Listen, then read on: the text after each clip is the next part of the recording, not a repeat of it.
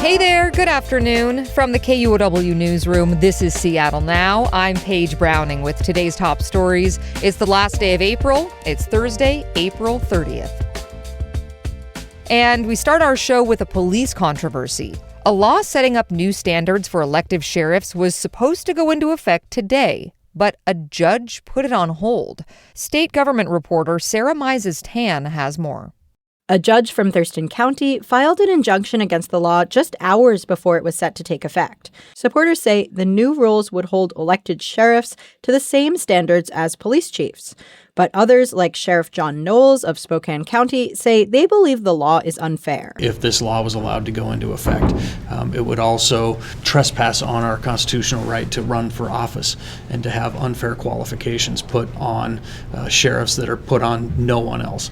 The law would require candidates for sheriff to be certified by a commission before running for office. They would also be subjected to a background check and have at least 5 years of experience as a law enforcement officer. The pause on this law comes just about a week before candidates file to run for office. In Olympia, I'm Sarah Mises-Tan. Just coming in this afternoon, 6 people are injured and 1 person's in custody in Tacoma after a stabbing incident at Foss High School. It happened around 1:30 this afternoon. Shelby Boyd is the public information officer with the Tacoma Police Department. We located 4 victims. All were transported to local area hospitals. They were students of the school. We also located an adult security guard. They were also transported to the hospital. The suspect was taken into custody and also sent to the hospital. As of this afternoon, the conditions of the injured are not yet known. The suspect is believed to be a student at the high school. Police say the school is now safe and is in lockdown. Parents are welcome to pick up their students in an area that's been set up for reunification.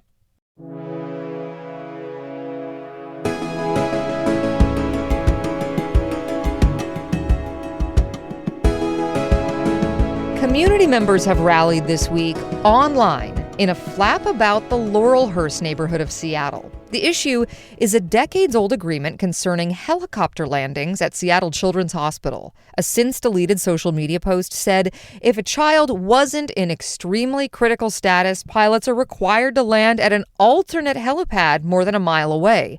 People on social media blamed Laurelhurst neighbors for setting flight and noise limits. A spokesperson for Children's told KUOW ongoing efforts by some Laurelhurst neighbors to restrict helipad access have put, quote, an unnecessary burden on the system. Hospital leaders say they want to revisit the policy. Laurelhurst Community Council President Colleen McAleer tells KUOW her association has not pushed for new rules to restrict landing sick children at the hospital. In other health news, Washington state health officials fear that measles is spreading undetected after 3 cases were discovered in Kittitas County and Spokane County. KNKX's Mitch Borden reports.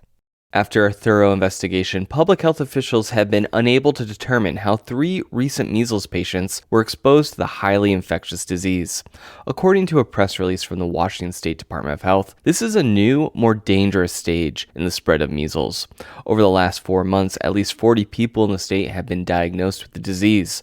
That is more than triple the number found in all of 2025. Health officials are asking anyone who develops measles symptoms to stay home and call their doctor. Those symptoms include high fever, coughing, and a rash that starts on the face. The measles, mumps, and rubella vaccine is a safe and effective way to protect yourself from measles. It's recommended for both children and adults.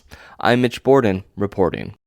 This May Day, tomorrow, marks the 20-year anniversary of one of the largest immigration protests in U.S. history, called the Great American Boycott, or A Day Without an Immigrant.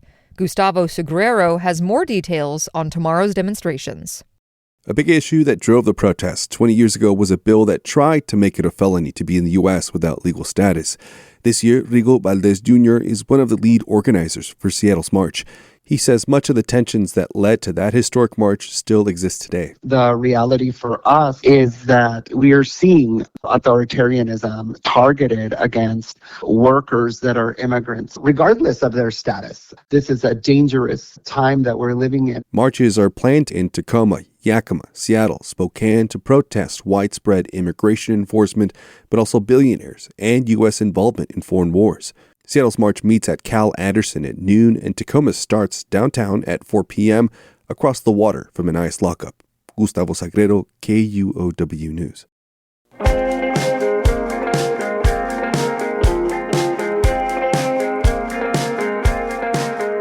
Gas prices across the entire state have reached a new all-time high. AAA reports the average price for a gallon of regular gas in Washington is now $5.57. That breaks the old record of $5.55 set back in 2022. I saw regular gas in Seattle's Capitol Hill today going for $6.49. Meanwhile, Washington Congressmember Kim Schreier is co-sponsoring a bill calling for the federal government to suspend the national gas tax until the end of the year. Seattle area tech giants are reporting strong earnings and rising profits for the first quarter of the year, driven by growth in cloud computing. Microsoft said yesterday its Azure cloud business grew by 40% compared to the same period last year. Meanwhile, Amazon reported sales in its cloud computing division rose by 28% compared with the first quarter of last year. Moving on to our growth beat, Northgate Mall is becoming a transit-oriented neighborhood. Where there were parking lots, there will be apartments, shops, and even a park. Joshua McNichols reports. When Northgate Mall opened in 1950, it changed how developers thought about new buildings. The key question became, is there enough parking? Just a decade ago, a sea of parking lots surrounded Northgate Mall. Now, 9-story apartment buildings are going up there instead. They'll still include garage parking, but with Sound Transit next door, parking no longer drives every decision. Patrick Peterman is with Simon Property Group. His company is redeveloping many of its malls, but he says Seattle's stands out. This is a unique case in that, we have a light rail station, so we're now a transit-oriented hub for a whole community here in North Seattle. It's a shift from designing around cars to designing around transit. Joshua McNichols, KUOW News. Some numbers stories to end the show today. First, a 6-figure fine. Washington's Department of Ecology has fined a Chehalis farm more than $870,000 for illegally dumping its slaughterhouse wastewater. The state says the owners of County L Farms dumped millions of gallons of things like animal blood and cleaning products near the Chehalis River in Lewis County. The farm has 30 days to appeal. A number for ferry riders, 3%. That's the rate fares are going up on average starting tomorrow. And a 35% summer season surcharge for single-ride vehicles and motorcycle fares also starts tomorrow.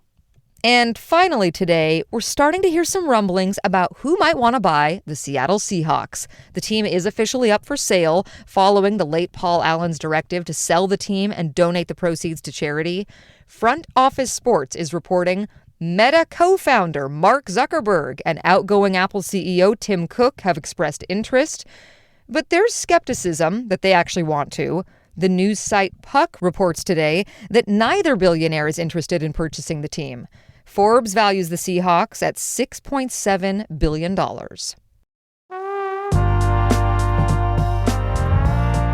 Next time on Seattle Now, it's Casual Friday, and Washington State is suing Albertsons for deceptive BOGO or buy one, get one free offers.